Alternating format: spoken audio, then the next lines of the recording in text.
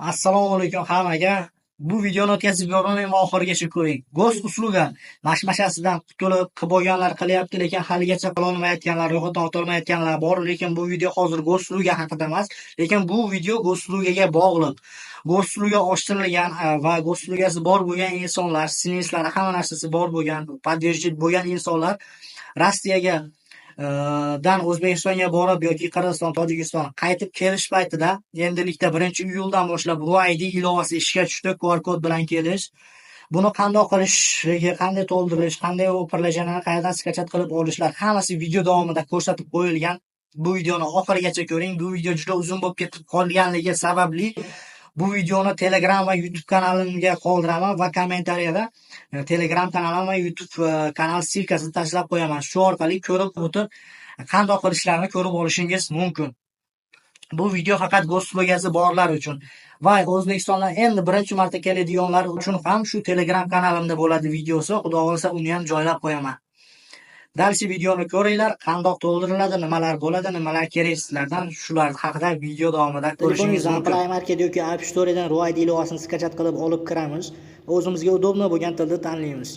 Men ruschani tanladim, shtobi bu videoni ko'pchilik ko'radi, o'shaning uchun kerak bo'ladi. Zaregistratsiya, undan keyin nachat bosib, ekranga shunday bosib nima qilib turamiz.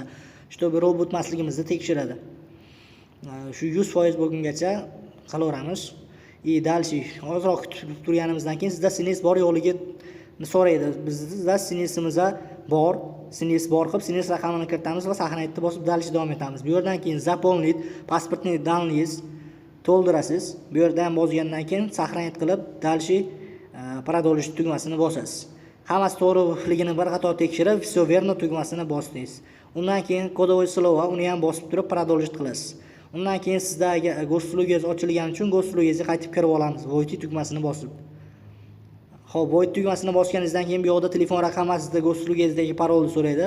Uni ham kiritganingizdan kiritib, void tugmasini bosasiz. Va сообщение keladi, uni ham bosganingizdan keyin ekran parol so'raydi. Ekran parol qo'yasiz G'oz uslugingizdagi daha. Ozroq kutamiz.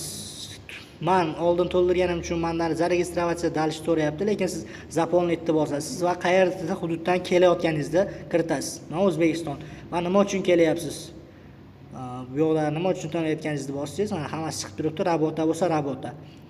Keyin qachon kelish sanangizni yozasiz, bu yerga to'ldirasiz, keladigan sanangiz va qayerga kelmoqchisiz, shularni yozasiz. Moskvaga keladigan Moskva, Peterga keladigan Peter. Bolangiz bilan kelasizmi yoki o'zingiz? Net, agar o'zingiz keladigan bo'lsangiz yolg'iz